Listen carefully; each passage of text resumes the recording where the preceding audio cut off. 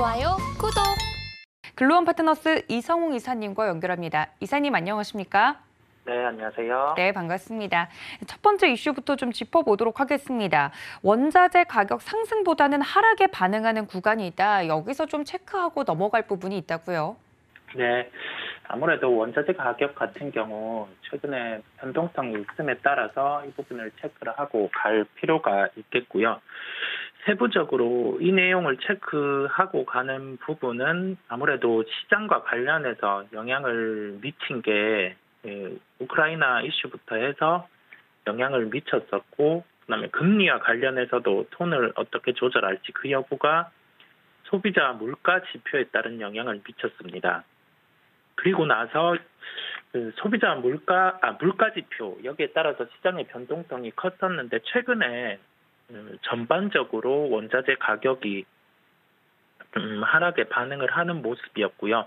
이 부분이 수요 공급에 따른 이슈가 있었다기보다는 좀 정치적인 이슈, 그다음에 공급적인 이슈에서 더 크게 부각이 되었다 보니 현재 시점에서 체크를 하고 갈 필요가 있다는 점을 말씀드리겠습니다.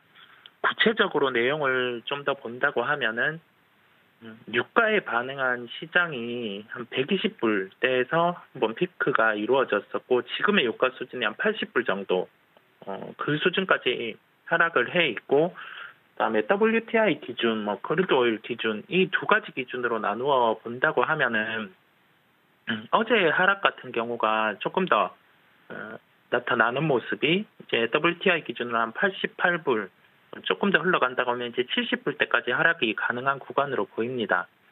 전체적인 점을 염두를 둔다고 하면 그 유가가 70불대까지 하락을 할지 그 여부에 주목이 필요하고요.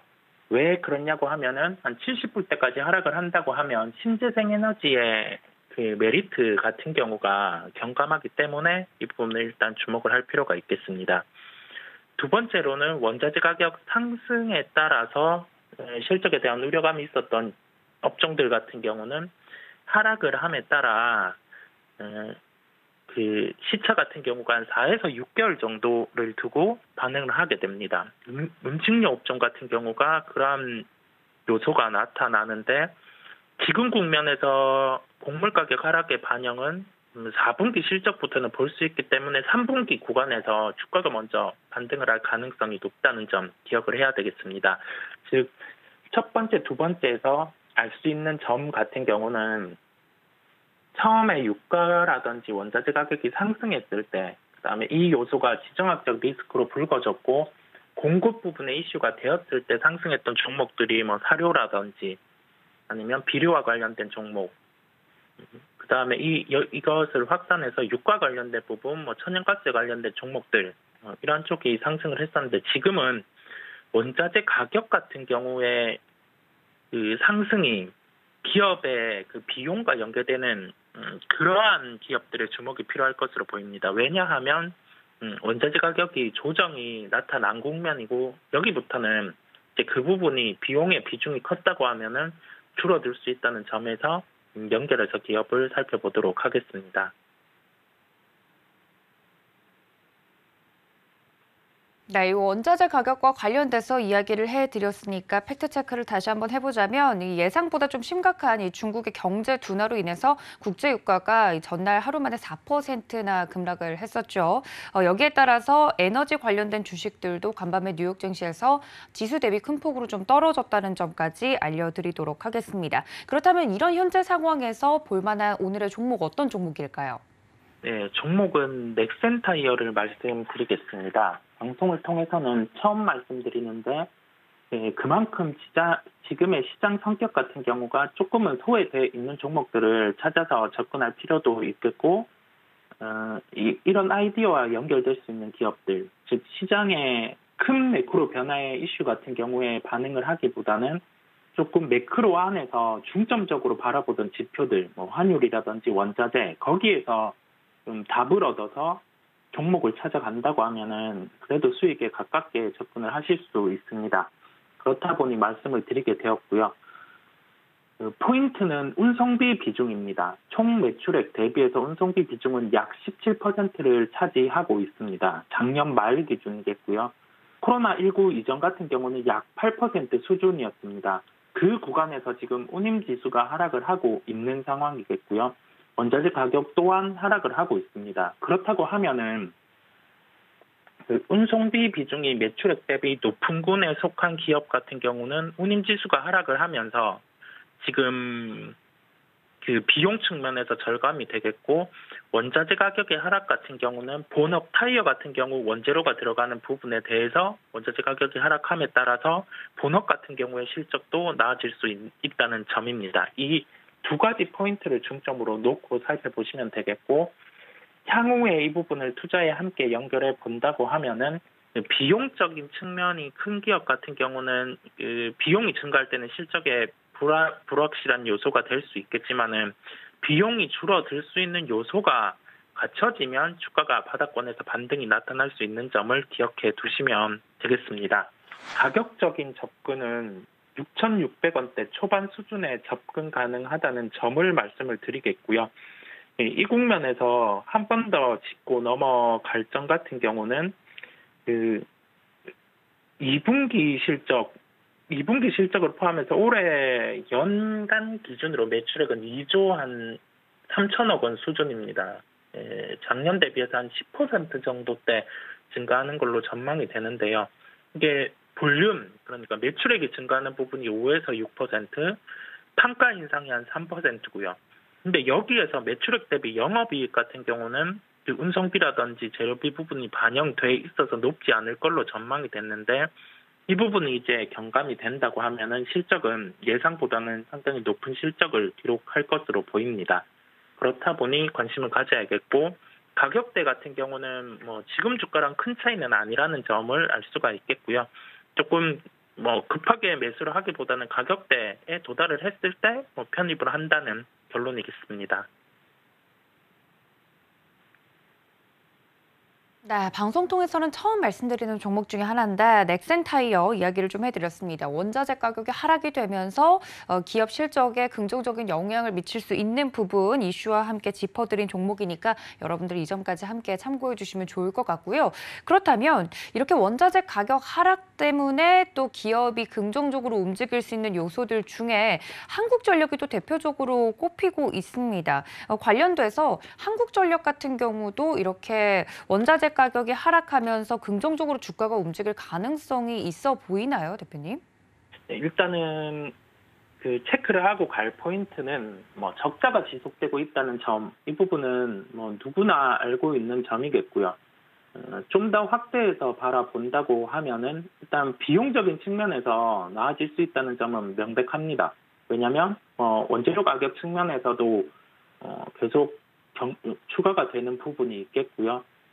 그다음 뭐 전기료와 관련된 연료비 조정, 단가 이 부분이 계속 가시화가 되고 있는데, 일각에서는 그 처음에 부각이 되었던 점은 원자재 가격 상승 요인에 따라서 유가에 대한 영향이 전기료에 미치면서 이 부분이 계속 부담이 돼 왔는데, 그 원자재 가격이 조정이 나온다고 하면은 뭐 인상에 대한 부분은 단계적으로 확정이 돼 있는데, 그 원재료 부분에 조정이 나타나면서 선행에서 먼저 주가가 좋을 수 있습니다. 그 포인트에 대해서는 잘 짚어주셨고요.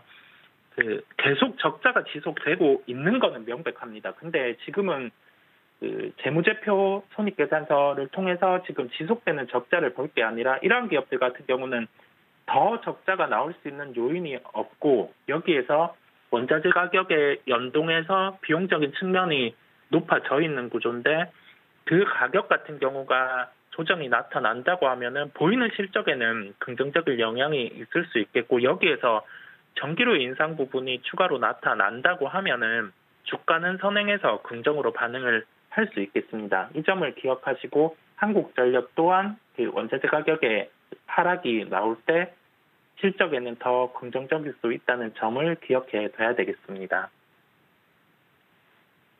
네, 원자재 가격 하락과 더불어서 수혜를 받을 수 있는 다른 종목까지 함께 녹여서 여쭤봤습니다.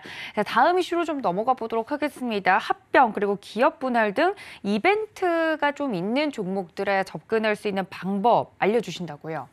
네. 합병, 즉 뭐 타기업이라든지 계열사의 합병의 요소가 있겠고요. 또는 그 물적 분할 이 요소는 기업에는 주가에는 좋지는 않습니다. 다만 그 인적 분할이라든지 기업의 분할 이벤트가 존재를 하는데 여기에서 주요 포인트로 접근을 해야 되는 항목을 먼저 말씀을 드리겠고 관련돼서 접근해 봄직한 기업까지 말씀드리겠습니다. 이벤트 같은 경우는 첫 번째로는 합병 단가를 체크할 필요가 있습니다. 주체 기업에서 다른 법인을 합병을 한다고 하면은 같은 계열사일 때는 공개 매수가 이루어질 가능성이 높습니다. 또는 그 합병 단가 같은 경우에 따라서 주식의 교환을 할 수가 있는데 현재가 대비해서 합병 단가가 높다고 하면은 그 합병 단가까지는 가격이 맞춰서 상승을 할 요인이 매우 높습니다. 그렇다 보니 우선적으로 이 합병에 대한 단가를 체크를 할 필요가 있겠고요. 두 번째로는 계열사 합병 시에는 합병 비율을 체크를 할 필요가 있습니다. 합병 단가 같은 경우가 현재가 대비 높다고 해서 무작정 접근을 할 게 아니고 여기와 연결해서 합병 비율 같은 경우가 유리하다고 하면은 이제 단가와 합병 비율에 따라서 가격 같은 경우는 합병 단가 또는 그 이상까지 상승할 수 있는 요인을 갖추게 됩니다. 그 점을 먼저 주목을 해야 되겠고 여기에서 연결되는 부분은 가격이라든지 그러한 요소가 갖춰졌다고 할 때 사업 같은 경우가 터무니없는 사업을 연결해서 뭐 합병을 한다든지 그렇다고 하면 주가의 반응은 덜할 수 있습니다. 즉 본업이 갖추어져 있는 기업, 본업에서 이익이 발생하고 있고 여기에서 추가되는 사업 같은 경우가 본업과 함께 시너지를 발생할 수 있는 점이 있는 기업 같은 경우를 접근하는 게 맞겠고 이와 관련해서 기업을 하나 말씀드리고 가도록 하겠습니다. 네, 이런 이슈가 있는 종목 어떤 종목일까요? 네, 종목은 포스코 인터내셔널을 말씀드리겠습니다. 이 기업 같은 경우는 8월 10일 이사회에서 포스코 에너지를 흡수 합병하는 안건이 의결되었습니다. 기간은 조금 남아 있어요. 11월 4일 이제 주주총회 승인이 될 거고 내년 1월 1일에 합병을 마무리하는 일정인데 여기에서 주목해야 될 점은 첫 번째로는 주주 확정 기준일입니다. 9월 19일인데요. 9월 19일에 주주로 등재가 돼 있어야지 이 부분에 대해서 권리를 받을 수 있겠고요. 그 이전까지 그 합병 단가 같은 경우를 먼저 체크를 할 필요가 있겠습니다. 그리고 여기에 따라서 말씀드린 것처럼 합병 반대 의사 통지의 접수를 받습니다. 즉 여기에서 합병 반대를 한다고 하면은 공개 매수를 통해서 나의 주식 같은 경우를 해당하는 가격에 팔 수 있게 되는 거고요. 그 점을 종합적으로 보고 아까 서두에 말씀드린 부분 첫 번째로 합병 단가가 체크를 할 필요가 있다는 말씀을 드렸습니다. 포스코 인터내셔널 같은 경우는 종가 같은 경우 24,650원이었습니다. 근데 합병과 관련해서 지금 현재 주가 대비 높은 가치 27,800원의 자산 가치를 적용해서 주가가 산정이 되었고 포스코 에너지라는 기업과 합병을 하게 됩니다. 그 포스코 에너지 같은 경우와 함께 합병 비율은 1대 1.16 정도로 결정이 되었습니다. 즉, 그 합병에 대해서 가격 같은 경우도 현재 시가 대비 높고, 그다음에 합병 비율도 현재 보유하고 있는 주주들한테 합리적으로 그 이상으로 매겨졌기 때문에 포스코 인터내셔널 같은 경우는 기간적인 측면, 즉 주주 명부 폐쇄가 되는 주주의 권리가 있을 수 있는 9월 19일에 해당하는 이 거래일 전까지는 매수를 해서 매매를 해 봄직하겠고 만약에 여기에서 예상되었던, 즉 공시되었던 가격인 합병가액 27,800원을 넘어가는 주가가 있다고 하면 그때 매도를 대응하는 것도 하나의 방법이라고 할 수 있겠습니다. 즉 결론적으로 봤을 때는 이러한 이벤트 요소는 시장에서는 처음에 좀 주저하다 보니까 주가의 변동성이 클 수 있습니다. 근데 오늘 같은 경우는 명백하게 이 부분의 합병 비율과 주당 가격 이러한 괴리를 보더라도 한 10% 정도의 이론적인 상승에 대한 여력이 있기 때문에 조금 편하게 접근을 해봐도 되는 주식이라고 결론을 지을 수 있겠습니다. 여기에서 아까 마지막에 말씀드린 부분이겠죠. 본업에서 추가되는 사업 시너지 부분인데 포스코 인터내셔널 같은 경우는 원래 상사와 관련된 사업, 즉 뭐 해외 물류라든지 여기에 확장해서 그 광구 개발, 즉 자원 개발이라든지 그러한 부분의 사업을 영위를 해온 상황입니다.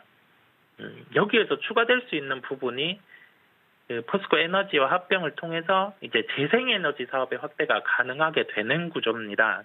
재생에너지라고 하면 우리가 최근에 많이 들어왔던 그 태양광 풍력 이 사업 같은 경우를 작년 기준으로 대비해서 2030년까지는 한 20배 정도, 24배 정도까지 확대를 할 예상이고요.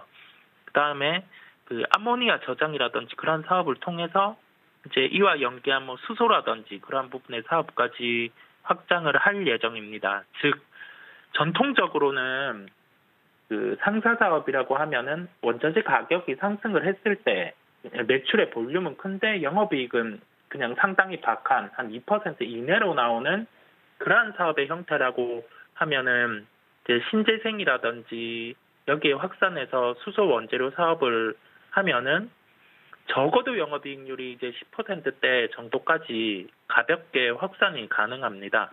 그런 점을 종합으로 감안을 할 필요가 있겠고요. 세 가지 요인 전부 다 한번 그 체크를 한 번 더 체크를 한다고 하면은 첫 번째로 합병 단가의 체크. 이 부분은 현재 가격 대비 한 10%의 상승 여력이 있을 정도로 갖춰졌고, 두 번째로는 합병 비율.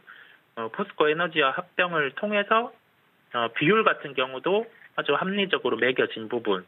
그러면 첫 번째, 두 번째 통과를 통해서 산정을 했을 때 한 10%대의 이론적인 상승 여력이 있는 상황에서 본업, 그러니까 그 상사업 같은 경우에서 추가적으로 신재생 사업까지 할 수 있다는 그 첫 번째, 두 번째, 세 번째 요소를 다 갖췄기 때문에 이벤트 요인으로 이 기업 같은 경우는 매수 대응을 할 필요가 있겠고, 가격 접근으로는 시가 수준의 접근이 가능하다는 점으로 말씀드리겠습니다. 좋아요, 구독!